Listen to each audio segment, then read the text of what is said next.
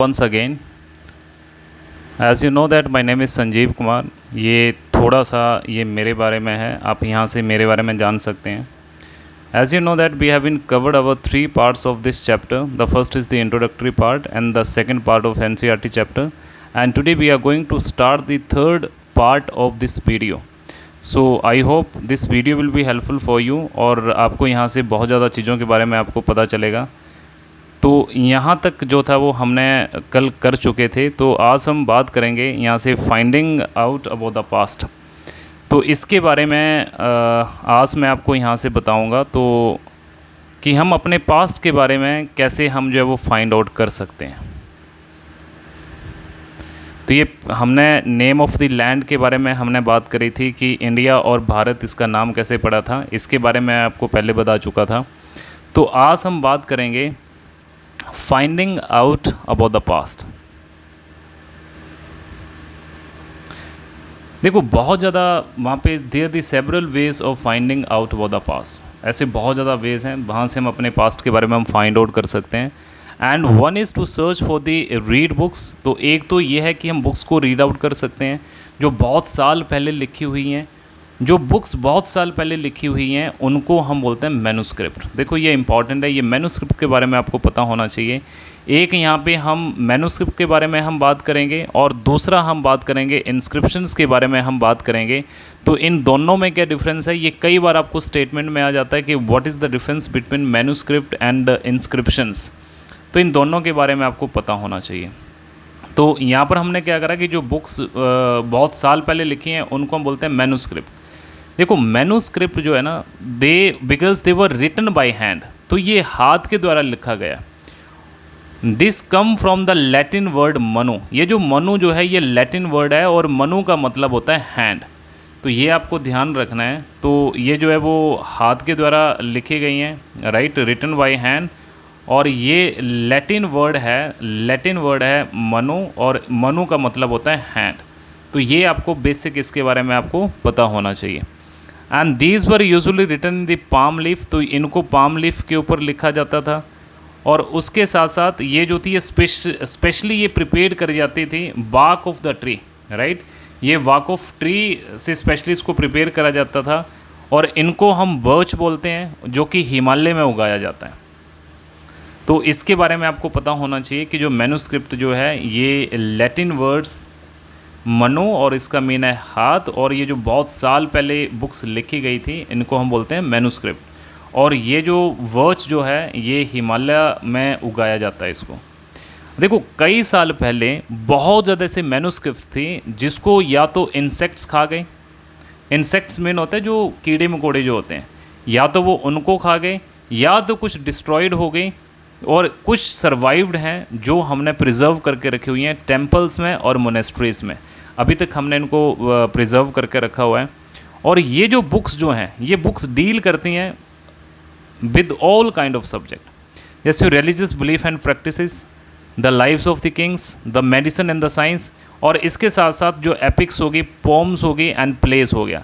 तो इसके बारे में भी इन बुक्स से पता चलता है हमारे पास्ट के बारे में। और ये जो बुक्स जो थी, ये जो मैन्युस्क्रिप्ट जो थी, इनको संस्कृत में लिखा गया है। Many of this were written in the Sanskrit, और कुछ लिखे हैं प्राकृत में।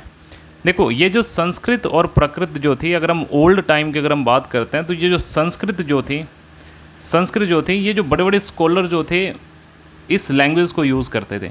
जैसे आज के टाइम में एक प्रचलन है कि इंग्लिश का बहुत ज़्यादा, राइट। तो जैसे जो आज के टाइम में जैसे इंग्लिश की जितना इम्पोर्टेंस है, तो उस टाइम पे ये संस्कृत की इंपॉर्टेंस हुआ करती थी उस टाइम पे। और प्राकृतिक जो नॉर्मल लोग जो यूज़ करते थे, मीन ऑर्डिनरी जो लोग जो लैंग्वेज यूज़ करते थे उसको प्राकृत लैंग्वेज यूज़ करते थे, एंड तमिल लोग, राइट। तो ये जो थे वो इनको यूज़ किया करते थे। अब देखो सेकंड सोर्स जो है, सेकंड हमारा है इंस्क्रिप्शंस। ये जो था ना, these were writing on relatively hard surface such as stone और मेटल। जैसे आपने देखा होगा ना कि आप जैसे कुतुब मीनार में गए हैं तो वहाँ पे वो लिखा होता है, वहाँ पे वो स्टोन्स में लिखा होता है या फिर वहाँ पे मेटल में लिखा होता है। अब उन्होंने लिखा क्या होता है, ये हार्ड सरफेस पे लिखा होता है। ये जो हार्ड सरफेस पे इन्होंने जो लिखा होता है, लाइक एस यहाँ पे देखो, मतलब kings got their order inscribe so that people could see. आज के टाइम में तो ये होता है कि अगर सपोज़ करो कोई भी अगर पॉलिटिशियन, कोई भी लीडर जो है या कोई भी नेता जो है, अगर उनको कोई ऑर्डर इशू करना है या पास करना है तो मल्टीपल सोर्स हैं आज के टाइम में। मीडिया है, टीवी हैं, रेडियोज़ हैं, न्यूज़पेपर्स हैं। लेकिन अगर हम बहुत साल पहलों की अगर हम बात करें, 1100 ईयर एगो की बात करें, तो उस टाइम पे तो ऐसा कुछ भी नहीं था। तो वो जो राजा जो थे उस टाइम के, जो उस टाइम पे राजा लोग जो थे, वो अपना मैसेज कैसे देते थे? वो इंस्क्रिप्शंस के थ्रू अपना मैसेज देते थे। वो वहाँ पर वो हार्ड सरफेस में वो उनको लिख देते थे ताकि लोग देख सकें और उनको रीड आउट कर सकें और उसका पालन कर सकें। तो there are other kind of inscriptions as well where man and women including kings and queens recorded that they did. तो वहाँ पर कितनी उन्होंने विक्ट्रीज लड़ी, कितनी लड़ाइयाँ उन्होंने लड़ी, तो उनका भी रिकॉर्ड जो थे वो इन इंस्क्रिप्शंस पे वो जो थे वो रखते थे। तो यहाँ पर देखो, यहाँ पर जो है एक तो आपका ये हो गया मैन्युस्क्रिप्ट और दूसरा हो गया आपका इंस्क्रिप्शन। ये आपको पता होना चाहिए। ये जो आपका ये हार्ड सरफेस पे लिखा जाएगा और ये जो ये आपकी बुक से रिलेटेड है, राइट, ये बुक से आपका रिलेटेड है। और मनु का मतलब होता है हैंड, जो हाथ के द्वारा जो लिखा गया है। और ये जो इंस्क्रिप्शन जो है ये स्पेशली जो है ये हार्ड सरफेस पे लिखा जाएगा। इसका आपके बारे में आपको पता होना चाहिए। Okay, so there were many other things that were made and used in the past. और भी बहुत ज़्यादा ऐसी चीज़ें थी जो हम पास्ट में उनको यूज़ करते थे।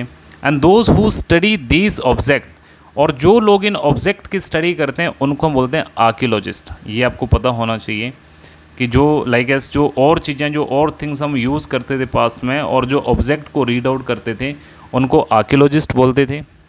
And they study the remains of the building made of stone and bricks, painting and sculpture. तो वो क्या करते थे, जैसे बिल्डिंग के जो रिमेन्स जो थे, जो उसके अवशेष जो थे, या जो स्टोन्स, ब्रिक्स और ये जो पेंटिंग और स्कल्पचर, तो इनके बारे में, इन ऑब्जेक्ट को वो खोदते थे, नीचे मिलते थे और उनके बारे में वो स्टडी करते थे। उनको हम क्या बोलते हैं? आर्कियोलॉजिस्ट बोलते हैं। और आर्कियोलॉजिस्ट जो हैं ये बॉन्स के बारे में भी वो देखते थे कि एनिमल की बॉन्स, बर्ड्स की और फिश की। वो इसके लिए कि पास्ट के जो लोग जो थे वो एक्चुअली में खाते क्या थे, राइट, क्या वो भोजन खाते थे, कौन सा वो किस तरह के वो हंटिंग करते थे, कौन से एनिमल को वो मारते थे। तो ये सारे के सारे ये जो ऑब्जेक्ट जो पास्ट आउट में जो रिमेन जो थे, तो ये आर्कियोलॉजिस्ट से, तो ये जो हैं इनके बारे में बताते हैं। अब देखो, हिस्टोरियंस जो हैं that is scholar who study the past. और ऐसे हिस्टोरियन भी हैं जो पास्ट के बारे में स्टडी करते हैं। Often use the word source to refer to the information found from manuscript, inscription and archaeology. तो ये जो हिस्टोरियन जो हैं ये कुछ सोर्स का वहाँ पर यूज़ करते हैं और जो सोर्स जो हैं वहाँ पर जो इन्फॉर्मेशन उनको मिली होती है, चाहे उनको वो मैन्युस्क्रिप्ट से इन्फॉर्मेशन मिली है या फिर उनको इंस्क्रिप्शन से मिली है या फिर इनको जो आर्कियोलॉजी से मिली है, तो इसके बारे में ये स्टडी करते हैं। And one source are found learning about the past become an adventure. जैसे इनको अगर कोई सोर्स मिलता है तो इनके लिए वो एडवेंचर हो जाता है। And as we reconstruct it bit by bit, and so historian and archaeologist are the detective who use all the source like clue to find out about the past. तो ये कुछ ऐसे सोर्स हैं जहाँ से हम अपने पास्ट के बारे में हम फाइंड आउट कर सकते हैं।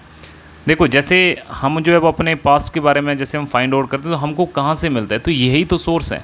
इंस्क्रिप्शंस हो गए, मैन्युस्क्रिप्ट हो गए, आर्कियोलॉजिस्ट हो गए, वो नीचे से हमको जितने ऑब्जेक्ट मिले हैं, तो यही ऐसे सोर्स हैं, यहीं से जो है वो हिस्ट्री बनती है। आगे हम बात करते हैं कि वन पास्ट और मैनी कि बारे हमारा जो पास्ट जो था वो एक था या फिर कई ज़्यादा थे। देखो, हमारी ये बुक का नाम भी ये पास्ट में दे रखा है। तो देखो, ये जो पास्ट जो है ये हमारा सिंगुलर में है और ये अगर हम पास्ट की बात करें तो ये हमारा प्लूरल में है। ये तो ये जो we have use the word past in plural to draw attention to the fact that past was different from different group of people. देखो, ये जो पास्ट जो था ना, ये हर लोगों के लिए अलग अलग पास्ट था। जैसे एग्जाम्पल, जैसे जो लाइफ ऑफ हर्डर जो थे और जो फार्मर जो थे वो डिफरेंट थे from those of kings and queens. देखो, जो राजा और जो किंग और क्यून जो थे उनके लिए पास्ट अलग है, लेकिन जो हर्डर जो थे और जो फार्मर जो थे उनके लिए पास्ट अलग था। अच्छा, जो लाइफ ऑफ मर्चेंट जो थी वो डिफरेंट थी from those of craft person. तो यहाँ पर हर किसी की लाइफ जो है वो अलग अलग है। तो इसका मतलब ये हो गया कि हमारे बहुत ज़्यादा पास्ट थे हिस्ट्रीज़ में। तो ऐसा नहीं कि हर लोगों की लाइफ एक जैसी थी, तो ऐसा नहीं था। हर लोगों की लाइफ जो थी वो अलग अलग थी, हर किसी की इश्यूज़ प्रॉब्लम जो थी वो डिफरेंट थी। अगला इम्पॉर्टेंट जो है डेट्स के बारे में, व्हाट डू डेट्स मीन। देखो यहाँ से इम्पॉर्टेंट है डेट के बारे में। जैसे आज तो हम नॉर्मली हम यूज़ कर लेते हैं, जैसे आज 21 right and May and 23, this is date today, we can find it out. You probably mention the day month and year 2000 and something, ऐसे करके मेंशन कर देते हैं। These year are counted from the date generally assigned to the birth of Jesus Christ, the founder of Christianity। तो यहाँ से important question है, ये जो जेसस क्राइस्ट जो है ये कौन है?